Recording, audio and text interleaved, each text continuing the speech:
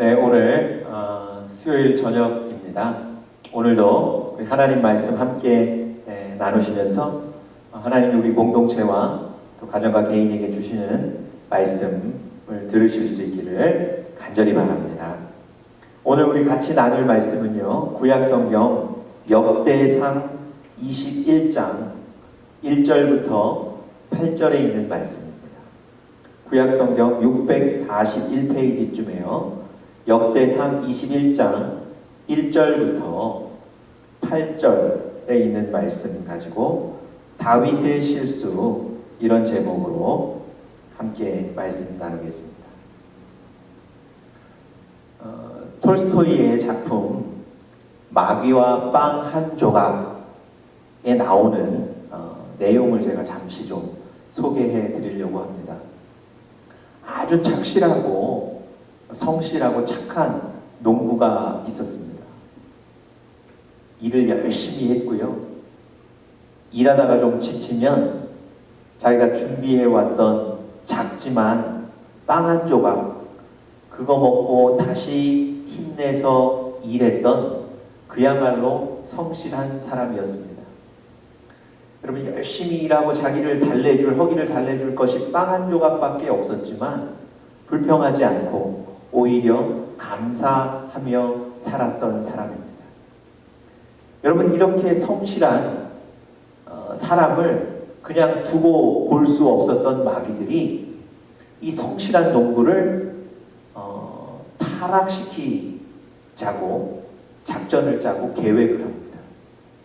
어느 날 이 농부가 일을 하다가 지쳐서 자기가 준비해온 그 빵 한 조각 먹으려고 다시 그 나무 밑으로 갔는데 그 빵이 없는 거예요. 누군가 와서 훔쳐간 겁니다. 여러분, 누가 봐도 짜증이 나고 화낼 만한 상황인데요. 이 농부는 이렇게 생각합니다. 야, 나보다 형편이 더 어려운 사람이 있는 모양이다. 나는 한 끼 먹지 않아도 괜찮은데 그 사람은 그 빵 가져가서 먹고 힘을 냈으면 좋겠다. 여러분, 이렇게 생각하고 다시 일을 합니다. 여러분, 마귀가 이 성실하고 착한 이 농부를 좀 넘어뜨리려고 했는데 그 작전이 실패한 거예요. 그 마귀, 대장 마귀에게 혼이 난 이 쫄병 마귀가 다시 계획을, 작전을 짰습니다. 그 작전이 뭐냐면 이 농부에게 풍요한 결실을 주는 거예요. 가뭄이 와도 혹은 홍수가 와도 계속해서 풍요로운 결실을, 풍요로운 열매를 이 농부에게 주는 겁니다. 여러분, 사실 형편이 어려웠던 이 농부가 아주 풍요로운 그 결실 때문에 어찌할 바를 몰라요. 그때 마귀가 이 농부에게 이렇게 권면합니다. 야, 이제 곡식 많은데 이 곡식들로 술을 만들어서 술을 좀 빚어보면 어떠냐. 여러분, 이 농부가 그대로 하죠. 술을 빚어서 홀로 마시기 시작합니다. 이번엔 마귀가 이렇게 권면해요. 혼자 마시지 말고 야, 친구들 다 불러다가 같이 마시는 게 어때? 여기 농부가 친구들 다 불러다가 함께 술을 마시게 됩니다. 여러분, 이렇게 그 풍요로움 속에 빠져서 그 풍요를 즐기다가 또 술을 즐기다가 자기도 모르게 술에 취해서 자기 안에 있는 온갖 더러운 죄악들이 다 나오게 되더랍니다. 결국 마귀의 전략이 승리한 거예요. 여러분, 대장 마귀가 이 쫄병 마귀를 불러서 어떻게 성공했냐고 물었습니다. 그때 이 쫄병 마귀가 이렇게 대답을 했습니다. 농부에게 그가 필요한 것보다 조금 더 넉넉하게 주었을 뿐입니다.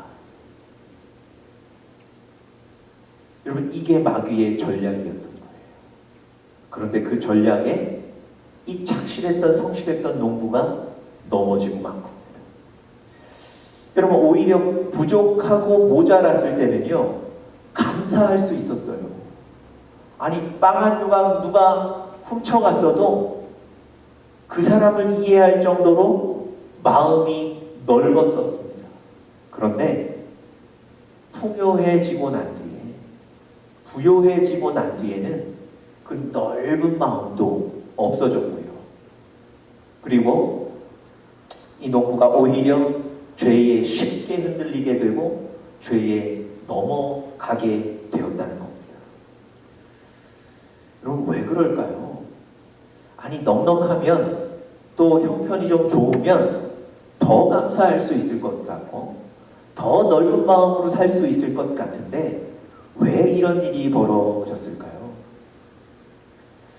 여러분, 누구에게나 사실 숨겨져 있는 교만이라는 DNA가 있기 때문에 그렇습니다.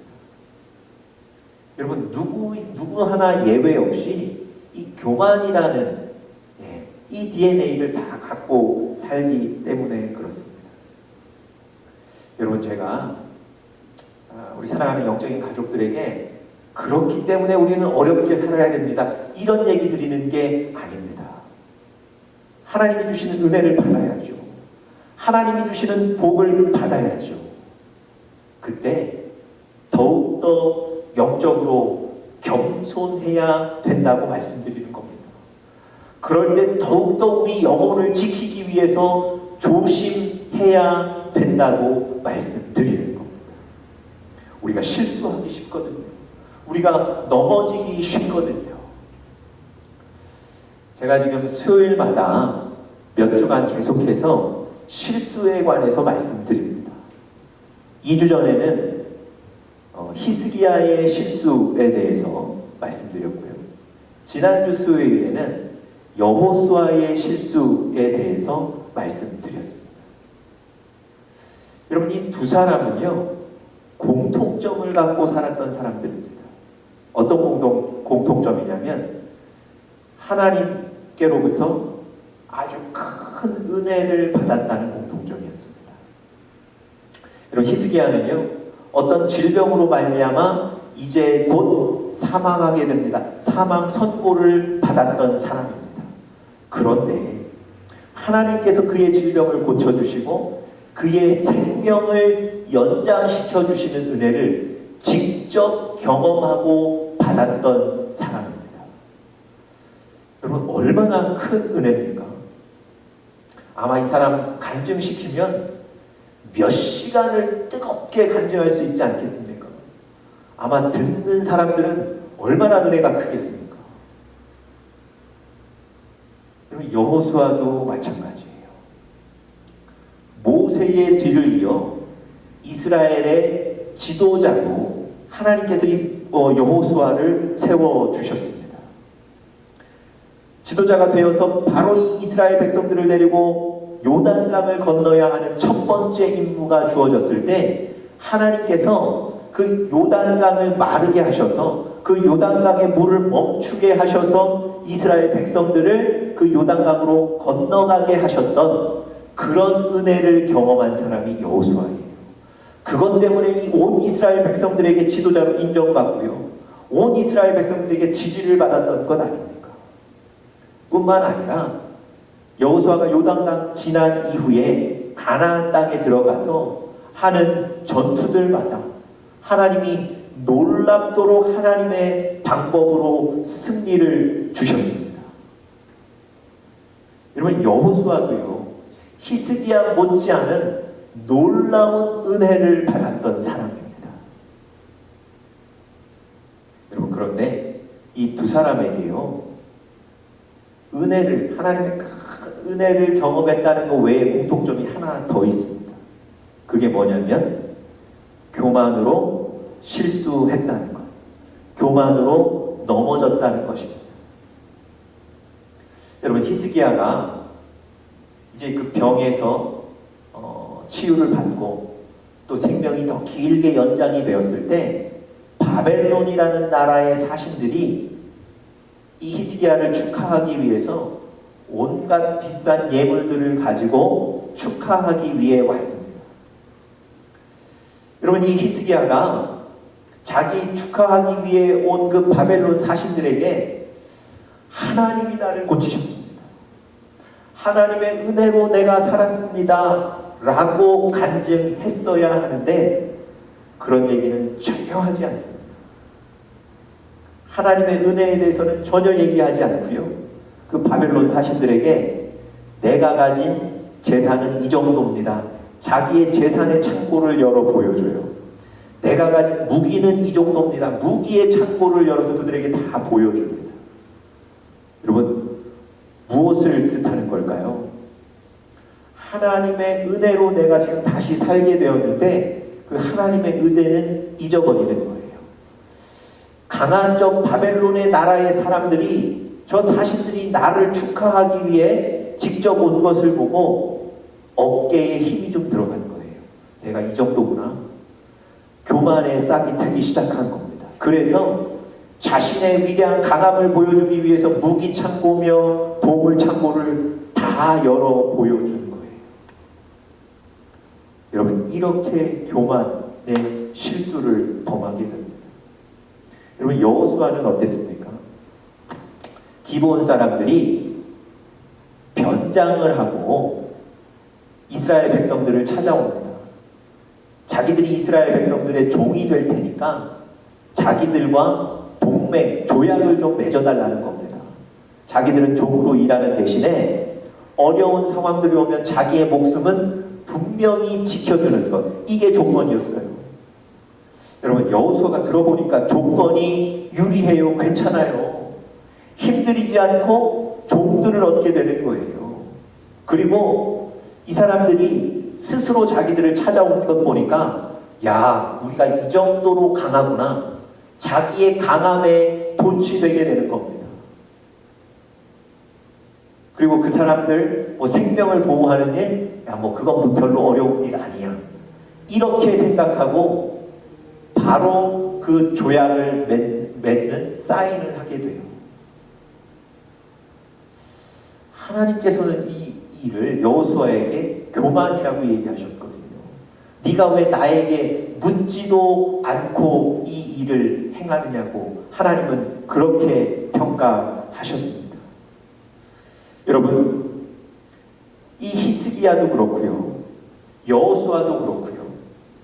하나님의 은혜, 하나님이 주신 복들을 누린 이후에 하나님 앞에 더 영적으로 겸손하게 나아가는 것이 아니라 이 교만이라는 DNA가 나오면서 교만 때문에 실수하게 되는 겁니다.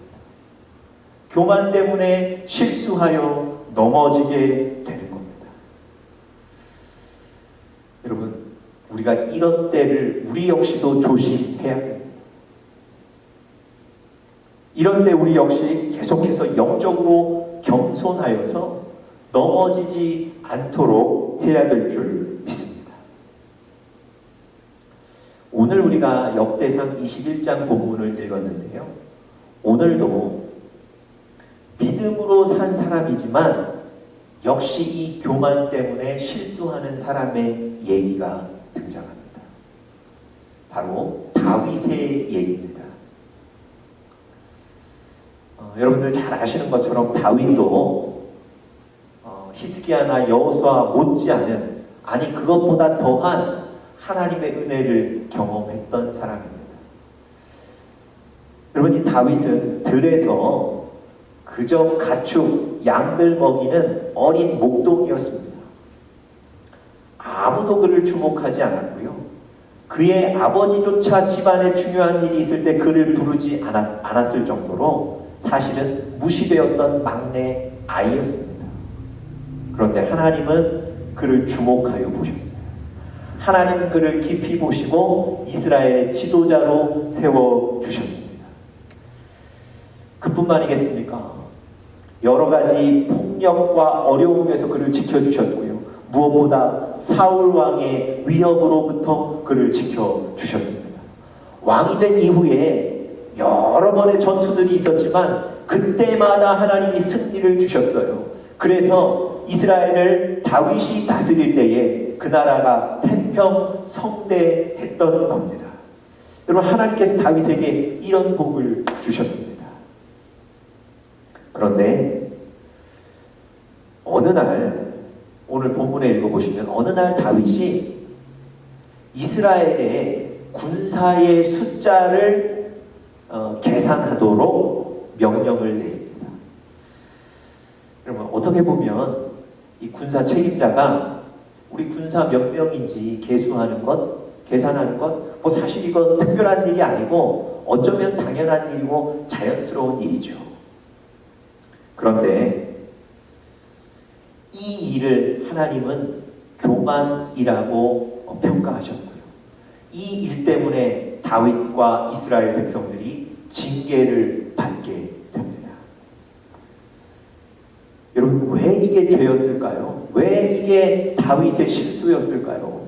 여러분, 지금까지 다윗이 많은 전투에서 승리했는데 사실 그의 군사들이 많아서 승리한 것입니까? 이스라엘의 군사력이 다른 나라보다 훨씬 뛰어나서 승리했던 건가요? 아니, 이 이스라엘이, 다윗이 다스리던 이스라엘이 다른 나라들보다 훨씬 강해서 승리한 것이었습니까? 그렇지 않다는 거예요. 여러분, 이 다윗이 전쟁할 때마다 하나님께서 그를 지키셨던 거예요. 하나님께서 그의 나라를 지키셨던 거예요. 그래서 승리를 주셨던 겁니다. 그런데 어느 순간 다윗의 시선이 나를 지켜주신 그 하나님의 은혜, 하나님의 능력에 고정되지 않고 그 시선이 옮겨졌는데 어디로 옮겨진 겁니까? 숫자에 옮겨진 거예요. 야, 나를 따르는 군사들이 몇 명이라니까? 역시 전쟁의 승리는 군사의 숫자에 있지, 군사력에 있는 거야. 야, 나에게 이 정도 군사들이 있으니 내가 든든하다. 여러분, 다윗의 시선이 하나님이 아닌 숫자로 옮겨진 거예요. 왜 그랬겠습니까? 그건 역시도 교만이었던 거예요. 하나님 한 분이면 되는데, 하나님이 도와주시기만 하면 되는데 그 하나님을 잊는 거예요. 그 하나님의 은혜를 잊는 거예요. 그리고 사람의 힘과 사람의 숫자를 생각하는 겁니다.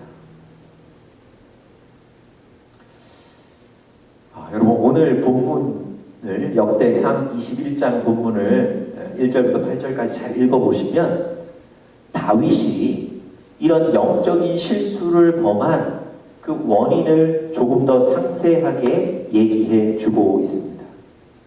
1절 보시면 이렇게 기록되어 있습니다. 사탄이 일어나 이스라엘을 대적하고 다윗을 충동하여 이스라엘을 계수하게 하니라.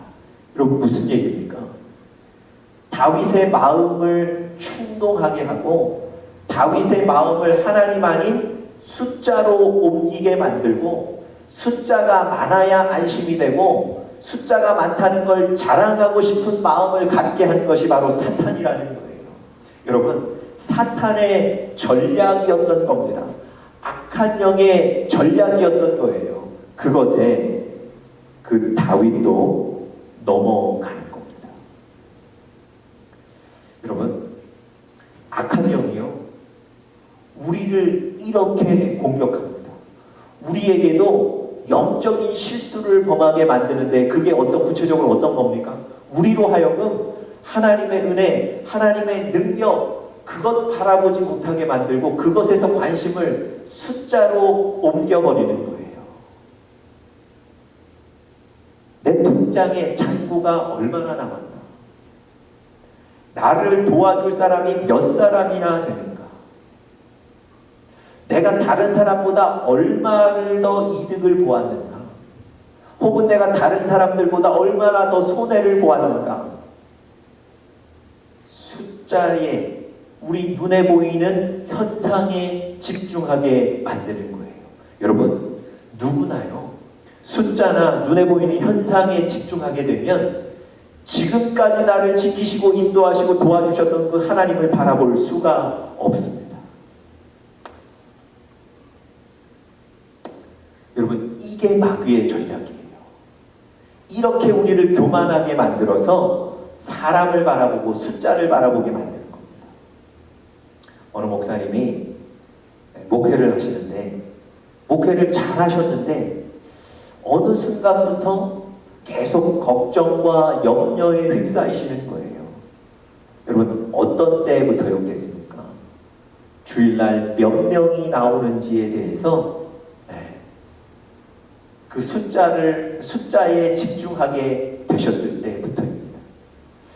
야, 목회하면서 부흥해야 되는데, 목회하면서 교회가 더 활기차져야 되는데 이상하게 사람의 숫자가 늘지 않는 거예요. 한 달이 가고 1년이 갔는데 사람 숫자가 늘지 않는 거예요. 늘어도 지금 신통찬을 판에 오히려 주는 거예요. 누군가는 잘하시다가 교회를 떠나게 되는 거예요. 여러분, 그때부터 주일날 숫자를 보면 마음의 염려가 되고 숫자를 보면 실망하게 되는 겁니다. 여러분, 이게 마귀의 전략입니다. 여러분, 제가 30대 초반에 이제 목회지에 담임 목회 하러 나갈 때 한 목사님께서 저에게 권면해 주신 얘기를 제가 지금까지 기억하고 있습니다. 그 목사님은 저희 교단의 선배님이시기도 하고 제가 그 목회를 처음 시작한 교회에 저를 소개해 주신 분이기도 하시는데요. 이분이 저에게 이렇게 얘기하셨어요. 남 목사, 절대 숫자에 속으면 안 되네. 숫자는 마귀의 노름이야. 여러분, 수십 년간 목회를 하셨던 그 목사님이 저에게 처음 목회 나가는 저에게 이렇게 얘기하셨어요. 숫자에 속으면 안 돼. 숫자는 마귀의 노름이야. 여러분, 제가 처음에는 사실 그 얘기가 그렇게 마음에 와닿지 않았어요. 아니, 그 얘기가 무슨 얘기인지 제가 정확하게 이해하지 못했어요. 그런데 제가 목회 현장에 나가보니 그 권면이 사실 얼마나 큰 힘이었는지 모릅니다.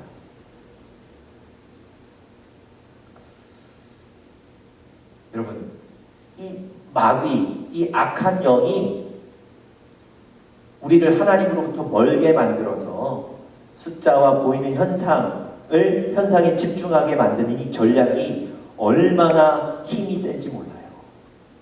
여러분, 그 신실하던 다윗조차 넘어가는 것 아닙니까? 여러분, 3절에 보시면 그 악한 영의 힘이 얼마나 센지를 우리가 알 수 있는데요. 제가 한번 읽어드리겠습니다. 요압이 아뢰되 여호와께서 그 백성을 지금보다 100배나 더하시기를 원하나이다. 내 주 왕이여, 이 백성이 다 내 주의 종이 아니니까 내 주께서 어찌하여 이 일을 명령하시나이까? 어찌하여 이스라엘이 범죄하게 하시나이까? 여러분, 무슨 얘기입니까? 다윗의 신실했던 부하 요압이 다윗의 명령을 듣고 바로 수행한 것이 아니고요. 이것은 하나님이 기뻐하시지 않는 일이다 라고 깨달은 거예요. 그래서 다윗 왕에게 다시 올라가서 권면하는 겁니다. 하나님께서 왕의 군사들을 지금보다 100배나 더해 주실 수 있습니다. 하나님의 은혜로 지금까지 살았는데 왜 숫자를 세시려고 합니까? 왜 숫자에 집중하십니까? 이건 하나님 앞에 범죄하는 겁니다. 요압이 이렇게 권면한다니까요. 여러분, 이 정도 얘기가 나왔으면 그저 그 신실했던 다윗이 듣고 돌이킬만 한데요. 오늘 본문 보니까 전혀 깨닫지를 못합니다. 요압이 하나님 앞에 범죄입니다 직접적으로 얘기했지만 그 얘기를 듣고도 이게 하나님 앞에 죄인지를 깨닫지 못하고요. 오히려 부하들에게 빨리 나가서 군사들을 계수하라고 시키죠.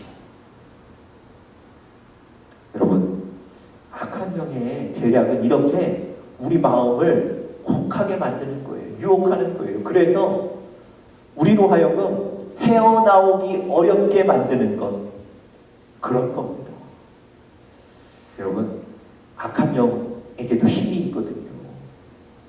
그걸 이기셔야 돼요. 그걸 간파하셔야 돼요. 여러분, 결국 이스라엘의 군사들을 다 계수하게 되고요. 그 계수한 보고가 다윗에게 올라갑니다. 전체 군사의 숫자가 한 157만여 명 됩니다. 이렇게 보고를 해요. 여러분, 적지 않은 숫자죠. 꽤 많은 숫자인 것 같습니다. 다윗이 이 보고를 받고 마음이 어땠을까요? 와, 이 정도나 있구나. 됐다. 안심했을까요? 야, 내 밑에 이 정도 군사가 있구나. 어깨가 좀 으쓱했을까요? 그렇지 않습니다. 여러분, 절대 숫자에는 만족함이 없습니다. 절대 그 숫자 때문에 우리가 기쁘고 즐겁고 평안하고 만족하지 않아요. 여러분, 다윗이 이 보고를 받은 이후에 자기가 하나님 앞에 죄를 범했다는 것, 악했다는 것, 내가 교만했다는 걸 깨닫게 됩니다. 여러분, 우리가 바로 이런 실수할 수 있다는 거예요. 악한 영들이 여러분과 제 마음을 흔들어요. 이때까지 우리가 하나님 바라봤는데 하나님 바라보지 말고 숫자를 바라보라고 우리 마음을 흔듭니다. 숫자에 집중하여서 그 숫자가 많으면 우리를 우쭐하게 교만하게 만들고요. 혹은 숫자가 적으면 남들보다 적으면 불안하게 만들고 열등감 느끼게 만들어요. 이게 악한 영의 전략입니다. 여러분, 어떻게 하셔야 되겠습니까? 여러분과 저의 시선을 하나님께 고정해야 될 줄 믿습니다. 지금도 하나님이 은혜를 베풀어 주셨고 과거도 하나님이 우리를 지키셨고 앞으로 미래도 하나님이 우리를 지키실 것이기에 하나님께 시선을 고정하고 그 하나님의 도움을 구하는 여러분과 제가 될 수 있기를 간절히 축복합니다. 여러분, 우리가 이 악한 영의 전략에 넘어져서 교만 때문에 영적인 실수를 하면 여러분과 저의 영혼을 지키지 못하고 그래서 하나님의 도움을 얻을 수 없게 만드는 것, 그래서 우리의 손해인 겁니다. 여러분, 오늘 이 역대상 21장의 다윗의 얘기를 통해서 여러분, 우리는 이 악한 영의 전략들을 우리가 분명히 알고 이 다윗처럼 영적인 실수를 범하지 않도록 하나님께로 우리의 시선을 고정하고 하나님만 바라는 그런 우리 사랑하는 영적인 가족들 되실 수 있기를 간절히 축복합니다.